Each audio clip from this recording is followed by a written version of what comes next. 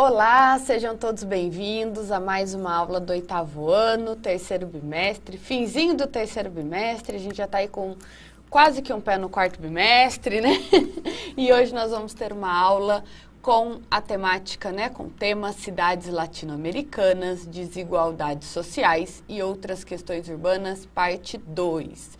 E eu estou aqui com a professora, que será regente da aula, professora Andréia. Bom dia, professora. Bom dia, professora Milene. Bom dia, estudantes, professores, PCNPs e todos que nos acompanham aqui pelo Centro de Mídias de São Paulo.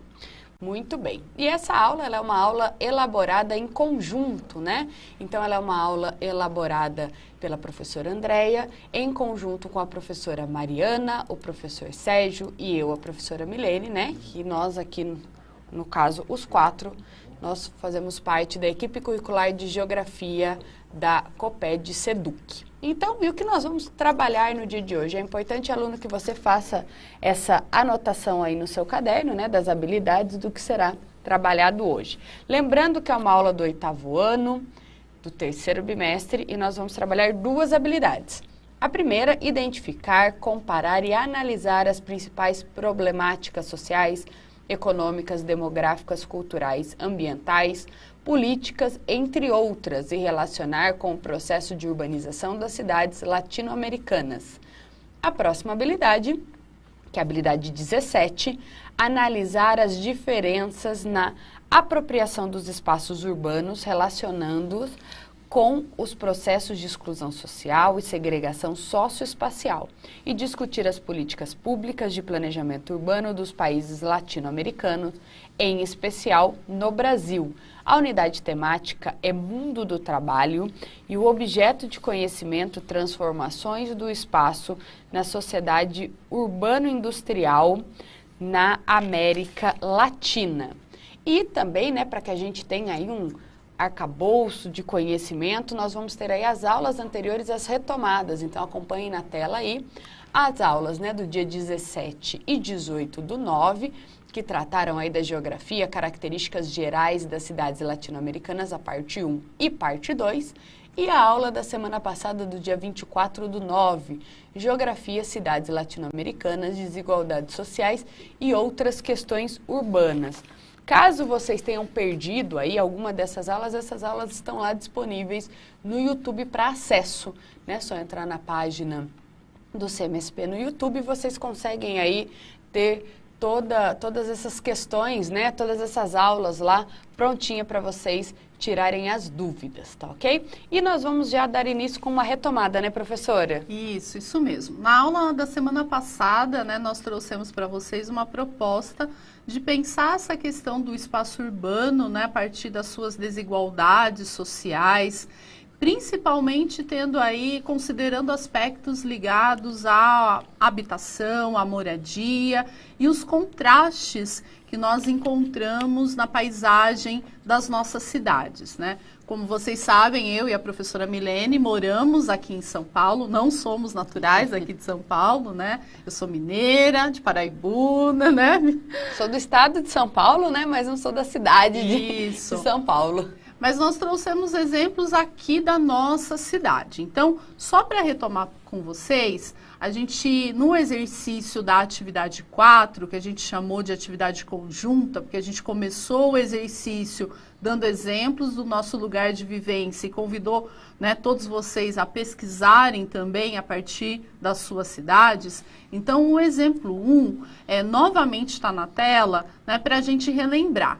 Então, nós trouxemos duas imagens, uma da cidade aqui de um bairro de São Paulo, né, dos Jardins, uma região mais nobre e arborizada, com grande presença de verticalização também, e uma outra imagem de um bairro na Zona Leste de São Paulo, para discutir com vocês a questão da problemática da arborização.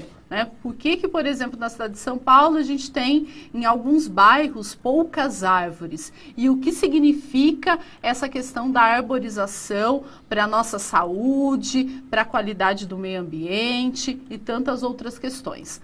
O segundo exemplo, também aqui trazendo toda uma problemática ligada ao consumo excessivo, né? Vocês já imaginaram a quantidade de embalagens, de produtos tudo que a gente consome no nosso dia a dia, né? Será que a gente tem aterro sanitário? Será que na nossa cidade a gente tem lixão? Como será que é a destinação da questão dos resíduos sólidos?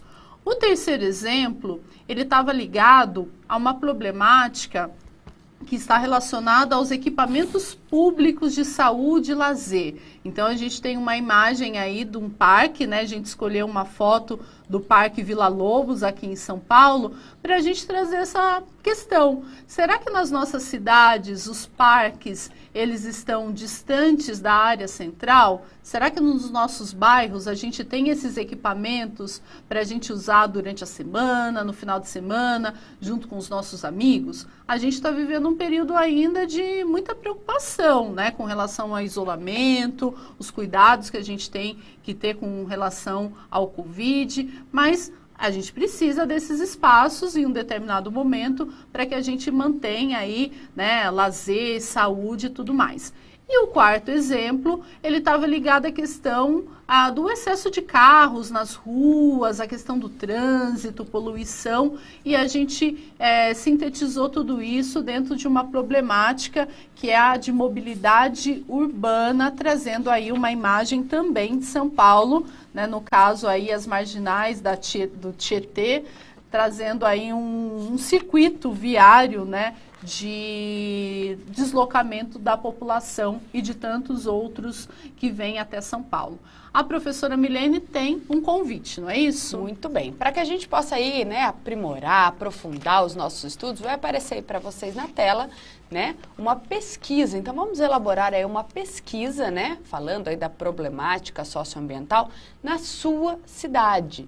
Então, faça relatos, né, ou fotografias, então é bem legal, vocês podem organizar um trabalho aí, uma pesquisa, e compartilhe essas pesquisas, essas anotações, essas fotografias, né, com a hashtag GELNoCMSP e eu no CMSP. Converse com os professores, com os colegas, né, sobre essa pesquisa, e é muito importante que vocês identifiquem essas postagens com o primeiro nome e o nome da escola. Fica mais fácil aí para a gente identificar, para a gente até fazer esse contato, para que a atividade de vocês possa ser transmitida aqui na nossa aula, né, professora? Isso mesmo. A professora Milene faz um trabalho belíssimo aí de identificação, né, de boas práticas, e sempre que possível ela faz todo o contato com a escola, com os responsáveis, para que a gente possa exibir aqui no início das aulas, né? Não é possível exibir de todos vocês, mas a gente tenta ao máximo contemplar e trazer aqui representantes, né, professora, para expor as suas produções. É importante que você, quando trate dessa questão da problemática socioambiental, você pode também pesquisar a partir dos exemplos que a gente passou aqui, da mobilidade, da arborização, dos equipamentos urbanos de saúde, lazer, né, da questão dos resíduos, mas se você também conversar com o seu professor, com seus colegas, né, e encontrar outras problemáticas que são comuns, né, na sua cidade, na sua região, também fique à vontade para investigar e compartilhar com todos nós. E agora a gente vai dar início, né, vai dar continuidade, na realidade, a essas discussões sobre o espaço urbano, e nós trouxemos um vídeo, né? Esse vídeo ele se chama Cidade de Papel, uma história urbana. Ele está na tela, então gostaria que projetasse, por favor, né? A gente tem um QR Code que vocês podem rever, né, daqui a pouquinho, hoje à tarde, durante a semana, no momento que vocês acharem aí oportuno. Esse vídeo é importante que vocês anotem as ideias principais, né? Ele vai falar um pouco sobre o crescimento, né, das cidades. É um vídeo que ele tem legenda em português, ele, né, tá em inglês, ele foi produzido pela ONU, está no site da ONU Brasil. Então ele é bem curtinho, ele tem aproximadamente 3 minutos e 24, então anotem o que for importante, para que daqui a pouquinho a gente tenha uma atividade que vocês vão participar conosco no chat. Até daqui a pouco.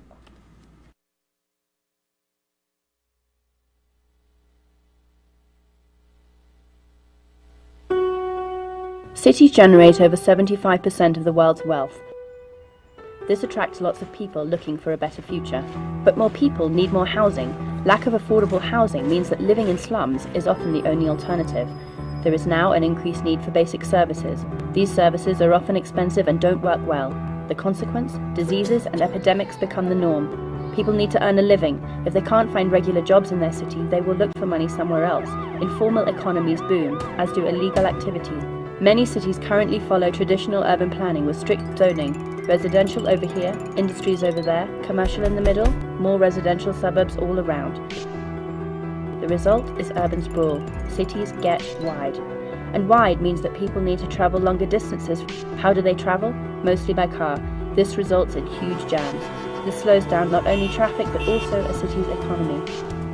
Cities are big polluters. They account for as much as 70% of global greenhouse gas emissions, the main cause of climate change.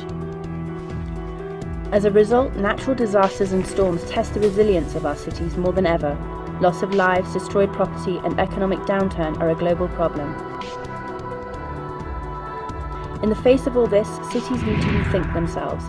Cities need to have a holistic, all-inclusive approach to their development so as to accommodate more people and provide equal opportunities for all.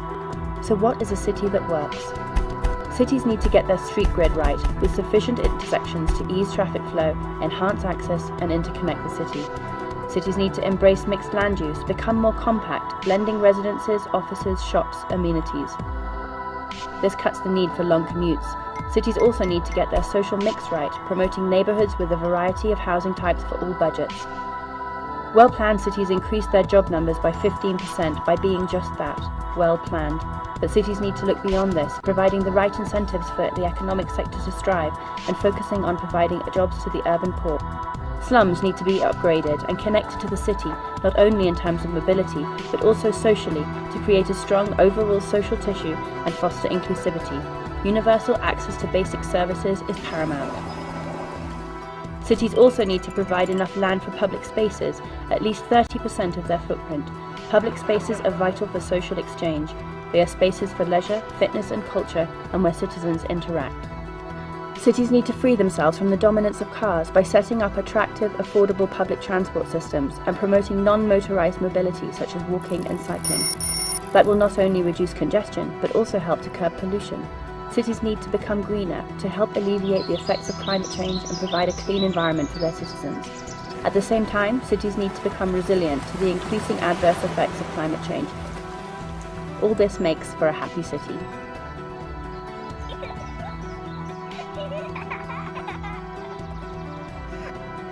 UN Habitat for a better urban future.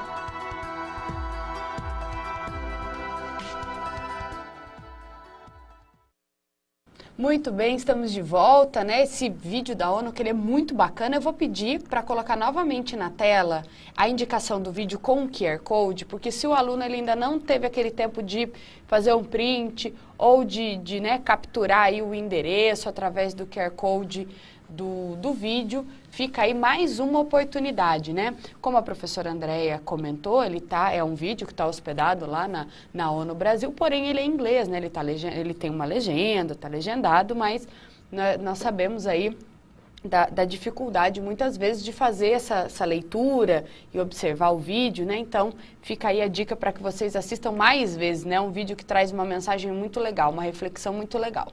E nesse momento nós já vamos para a nossa atividade 1, que vai aparecer para vocês na tela, né?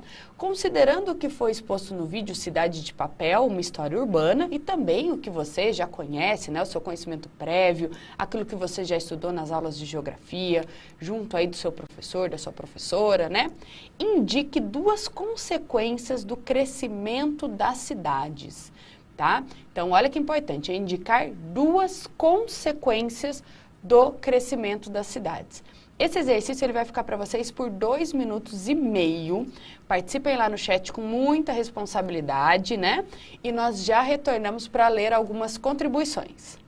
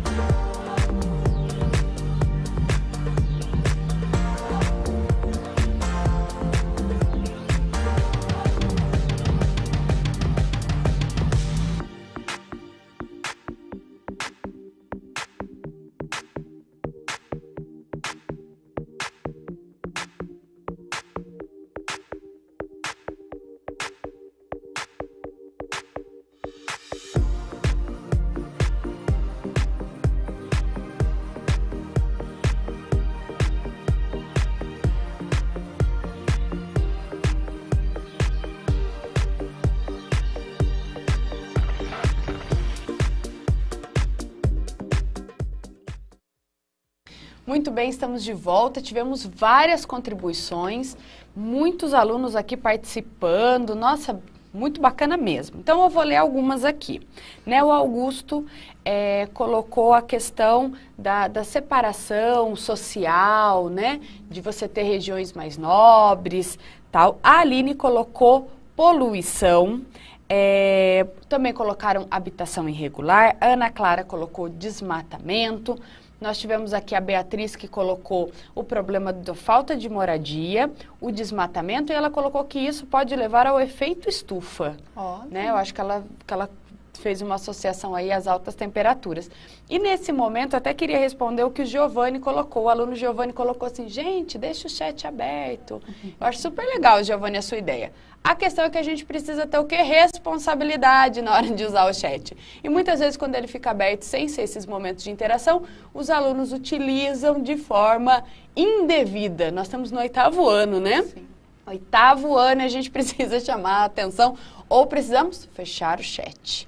Então, Giovanni, achei muito legal a sua colocação, mas eu deixo aqui que, infelizmente, falta um pouquinho de maturidade para a gente deixar o chat aberto aí durante toda a aula, né, professora? É isso. E é importante, né, que essa pergunta, depois essa questão que vocês levem, né, para os professores, que estudem mais, pesquisem, não só a partir desse vídeo, mas vocês também têm acesso a vários noticiários, né, outras fontes de informação que tratam dessa questão do crescimento das cidades e as suas consequências. Para ajudar aqui nessa devolutiva, a gente preparou uma tela indicando alguns pontos aí que são importantes para a gente considerar. Então, acompanhe conosco a devolutiva. Então, a partir do vídeo, né, fica muito evidente essa questão de que uma das consequências é a falta de moradia a preços acessíveis, a desigualdade, vulnerabilidade e exclusão social, necessidade crescente por serviços básicos, como, por exemplo, o acesso à água, crescimento da informalidade, ou seja, a gente está falando, nesse caso, dos empregos, aumento dos deslocamentos, por exemplo, a relação entre a sair de casa, da moradia e ir para o local de trabalho, trânsito intenso, né, isso muito comum nas cidades médias e grandes cidades, e também aumento da poluição sonora, do ar, daí sim a gente lembra da questão das emissões de gases do efeito estufa e também do aumento da poluição das águas, os nossos rios, córregos, represas, né? E também para quem mora no litoral, é importante a gente falar da poluição dos oceanos, mares e oceanos. Então, esse vídeo ele traz aí como eixo central a importância de se pensar no planejamento urbano, o quanto precisamos pensar nas nossas cidades num crescimento ordenado, planejado, né, para que a gente não interfira tanto, né, na natureza, para que a gente tenha equilíbrio de uma forma que traga para a gente saúde e também boas relações de convivência no ambiente onde nós estamos. E agora, mudando um pouquinho de assunto, mas aprofundando um pouco mais na questão da vulnerabilidade e da exclusão social, que apareceu aí bem nítido no vídeo para vocês, a gente vai tratar do índice de vulnerabilidade social, no caso aqui no Brasil. É um estudo que foi feito, né, recentemente, que vocês depois podem aprofundar um pouquinho mais. A gente vai dar a indicação para vocês de como acessar e como pesquisar esse índice a partir do seu município, da sua região. Então vamos lá. Esse índice ele foi construído a partir de indicadores do Atlas de Desenvolvimento Humano no Brasil. Ele procura dar destaque a diferentes situações de exclusão social, de exclusão e vulnerabilidade social. Ele basicamente ele é um mapeamento dessa exclusão a partir de mais de 5.000 municípios brasileiros.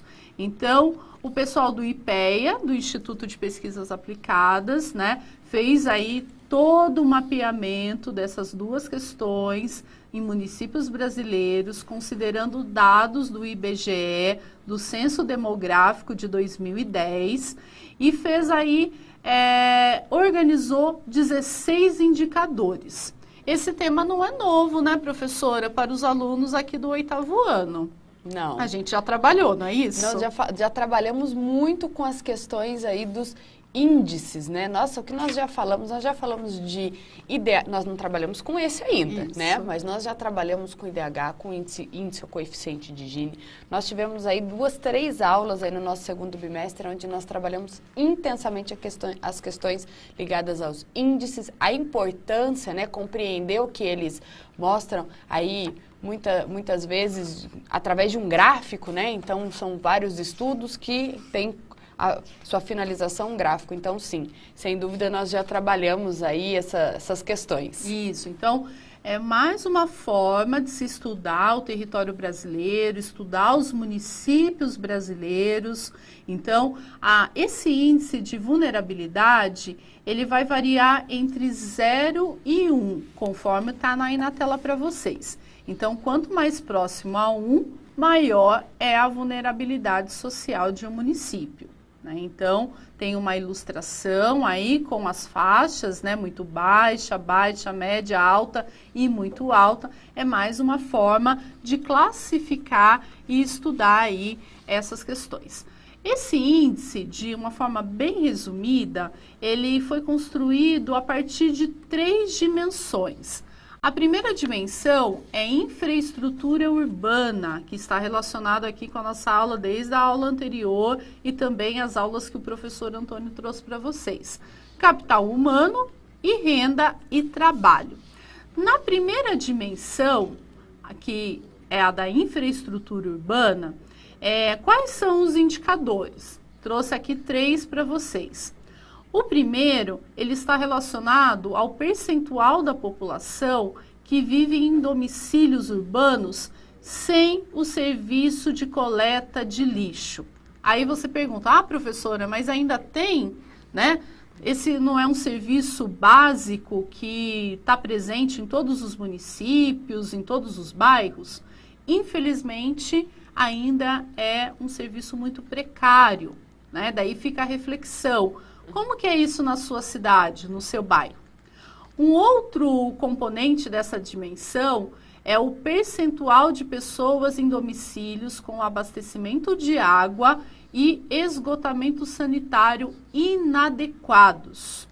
Será que será que o serviço de água potável, né, na sua casa está tudo ok, na sua região? E a questão do esgoto, né? Porque a gente tem um número muito expressivo de residências que não tem, né, ligação, a rede não está ligada à rua, né, ao bairro, e é uma problemática muito séria. E para terminar, o percentual de pessoas em domicílios vulneráveis à pobreza e que gastam mais de 1 hora até o trabalho no total de pessoas ocupadas, vulneráveis e que retornam diariamente do trabalho. Dentro dessa questão, né, agora dentro da dimensão do capital humano, a gente vai para outros indicadores, tá? Então, por exemplo, a mortalidade, né, de crianças de até 1 ano de idade, o percentual de crianças que não frequentam a escola, o percentual de mulheres de 10 a 17 anos de idade que tiveram filhos, o percentual de mães, chefes de famílias, vocês já devem ter ouvido falar disso, a taxa de analfabetismo para a população de 15 anos ou mais de idade e também o percentual de pessoas de 15 a 24 anos que não estudam, não trabalham e que são vulneráveis à pobreza na população total dessa faixa de etária.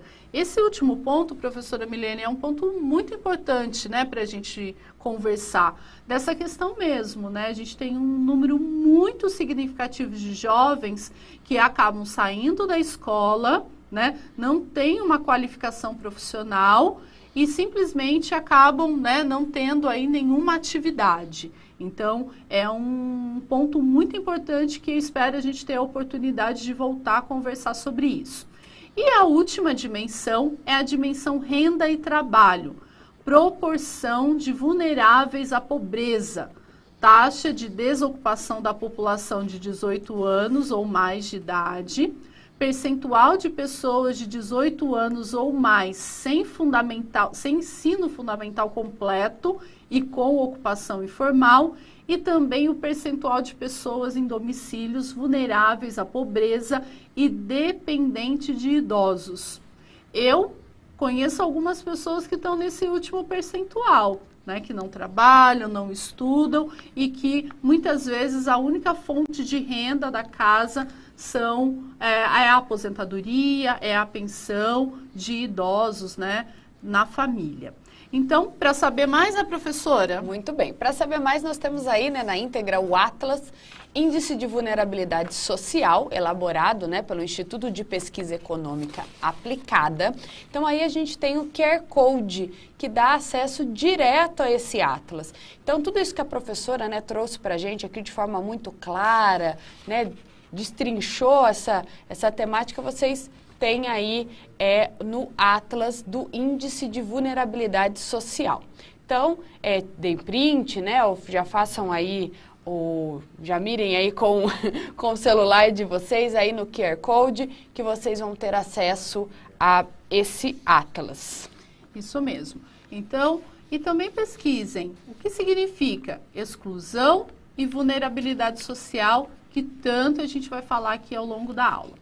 Para trazer o contexto da aula, nós selecionamos a dimensão infraestrutura. E dentro desse contexto, aparece aí para vocês duas imagens que remetem a essa questão de saneamento básico. Então, a gente tem duas imagens. Elas não são do mesmo lugar, são lugares diferentes. A primeira imagem, ela está relacionada a um bairro, né, com uma infraestrutura precária, né? Então, vocês podem ver aí pontos de paradas de água, não tem calçamento.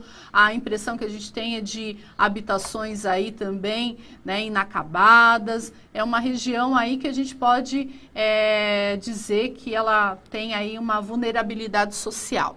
E a outra imagem já nos remete a uma ideia de intervenção urbana. Então, é uma região aí que está passando por melhorias na sua infraestrutura. Então, agora a gente traz uma atividade. Muito bem, nós vamos ter a atividade 2, que vai aparecer aí para vocês na tela, né, que traz o seguinte questionamento. Explique com suas palavras o que é saneamento básico. Então, a gente quer escutar aí, né, dentro do que você conhece, dentro do que a professora acabou de colocar aqui, com as suas palavras, o que é saneamento básico. Vocês vão ter 1 minutinho para colocar lá no chat e nós já retornamos.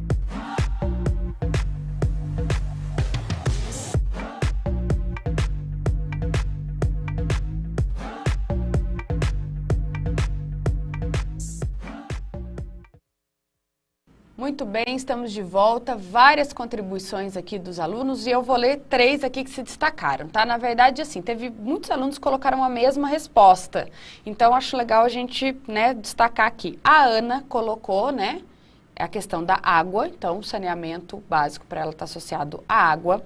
O Pedro colocou tratamento de esgoto, tá? E o Paulo Henrique colocou limpeza de um determinado lugar. Ótimo, muito bom. Muito obrigada pelas participações. E nós trouxemos aqui para vocês na próxima tela um resuminho, né, que pode ajudar aí nas discussões e aprofundamento dos estudos. Então, a gente pode entender saneamento básico como um conjunto de serviços, infraestruturas e instalações operacionais de, primeiro, abastecimento de água potável, segundo, esgotamento sanitário, terceiro, limpeza urbana e manejo de resíduos sólidos e quarto, drenagem e manejo das águas pluviais urbanas, ou seja, aquela água da chuva. Muito bem. E aí, né, para a gente dar continuidade nesse assunto, vai ter um vídeo super bacana, que é um vídeo organizado aí que vai falar das ODS e ele vai falar água limpa e saneamento. Então, fiquem com o vídeo e nós já retornamos.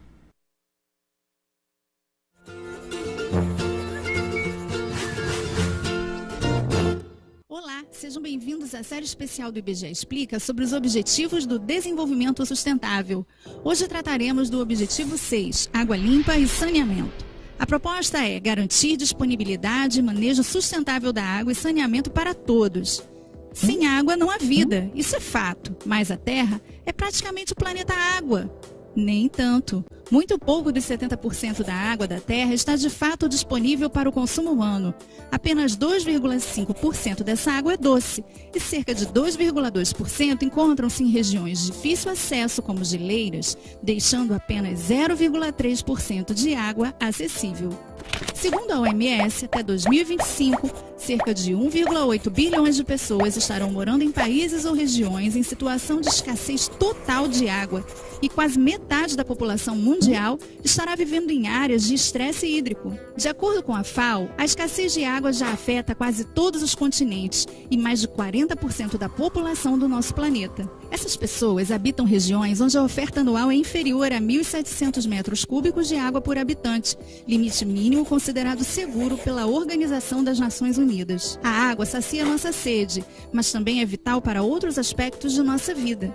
E então, você tem sede de quê? Aproximadamente 1 bilhão de pessoas em todo o mundo não têm acesso à água potável e cerca de 2,6 bilhões, quase um terço da população mundial, não dispõe de água suficiente para o saneamento básico. Um estudo denominado Água Doente, elaborado pelo Programa das Nações Unidas para o Meio Ambiente, PNUMA, em Nairobi, no Quênia, em 2010, concluiu que o uso da água poluída mata mais do que qualquer forma de violência, incluindo as guerras. A água contaminada pode transmitir doenças como diarreia, cólera, disenteria, febre tifoide e pólio. Estima-se que a ingestão de água contaminada cause mortes por diarreia em 502 mil pessoas por ano. E pensar que o simples ato de lavar as mãos pode ajudar a prevenir tantas doenças. Quanto a saneamento básico no Brasil, um diagnóstico do ano de 2014 feito pelo Sistema Nacional de Informações sobre Saneamento, SNS, revela que apenas 49,8% da população contam com coleta de esgoto. No Nordeste, onde somente 23,8% das pessoas têm acesso ao recolhimento de esgoto, está concentrada a epidemia de microcefalia associada ao Zika vírus, transmitida pelo mosquito Aedes aegypti, que tende a se propagar mais facilmente em ambientes sem saneamento básico. No mundo, as principais fontes de poluição de água são oriundas de assentamentos humanos e das atividades agrícolas e industriais. Nos países em desenvolvimento, 80% do esgoto é despejado sem tratamento diretamente nos corpos d'água, o que diminui ainda mais a disponibilidade dos recursos hídricos. Dados da Secretaria de Recursos Hídricos do Ministério do Meio Ambiente apontam que 63% dos depósitos de lixo no Brasil estão em rios, lagos e restingas. Também os agrotóxicos, o mercúrio dos garimpos e o lixo bruto são jogados em rios. E isto ocorre principalmente na região norte, onde se localiza a maior reserva de água doce do país, a Bacia Fluvial do Amazonas. Se nada for feito em relação à água, especialistas preveem que haverá conflitos entre países, nações e povos por disputa de água em um futuro não muito distante. Não lave suas mãos para isso e aproveite para assistir aos outros 16 vídeos sobre os Objetivos de Desenvolvimento Sustentável. Até a próxima! Olá, voltamos. Vocês acabaram de assistir um vídeo do IBGE Explica que fala um pouco mais dessa questão da água e o saneamento básico, né? É importante também que no final do vídeo foi retomada a Agenda 2030 e os 17 ODSs que vocês também já conhecem das aulas aqui do Centro de Mídias. E então, dentro de todas essas questões, é importante a gente lembrar o quanto é importante a coleta e o tratamento de esgotos nas cidades brasileiras e também em cidades latino-americanas, né? Essa questão do saneamento, ela é muito importante, a gente precisa falar mais disso, porque tantas outras cidades sofrem com essa questão e é necessário investimentos, é necessário atenção a essas questões. E aí nós trouxemos para vocês 3 destaques de reportagens que também trazem elementos para essa discussão. Acompanhe na tela conosco. Essa reportagem ela foi publicada em 2017. Qual é a manchete? No Brasil, 45% da população ainda não tem acesso a serviço adequado de esgoto. A segunda manchete, que aparece na tela também, ela já é de 2018, né, um pouco antes da gente viver essa questão da pandemia e tudo que vocês já conhecem. O que ela traz? Doenças ligadas à falta de saneamento geram um custo de 100 milhões ao SUS, que é o nosso Serviço Único de Saúde, né, que tantos de vocês e tantos de nós utilizamos. Hoje a gente fala de a reportagem mais atualizada, de 2020, que aparece na tela. Saneamento básico, precário, facilita a proliferação da Covid-19 no Brasil. Então, a gente sabe que é importante, né, lavar as mãos, manter a higiene pessoal, individual e coletiva. Há várias comunidades, várias cidades que precisam aí de apoio para essa questão. Não é mesmo, professora? Muito bem. E para que a gente possa aprofundar aí os estudos, vai aparecer para vocês aí na tela uma atividade complementar, né? Então fica aí a dica para vocês pesquisar dados e informações sobre o saneamento básico em outros países da América Latina, né? Também vocês utilizem aí relato ou fotografia e compartilhem a atividade de vocês nas redes sociais com a hashtag GELNoCMSP e Eu no CMSP. E dando continuidade, vamos para um Saiba Mais, né? Então tem aí para vocês o Atlas Esgoto, né? Ele é um atlas super bacana, elaborado pela Agência Nacional das Águas, a ANA. Vocês podem ter acesso aí ao QR Code na lateral. Então fica aí uma super dica de Saiba Mais para vocês. E a nossa aula chegou ao fim. Então conte pra gente o que achou da aula que acabou de assistir. Tem aí o QR Code de acesso, o endereço, né, que dá acesso ao formulário. Então fica aí para vocês contar um pouquinho o que achou da aula. Eu me despeço, né? Já vou me despedindo. Um forte abraço, até a próxima, professora. Até a próxima, muito obrigada, até semana que vem. Tchau, tchau.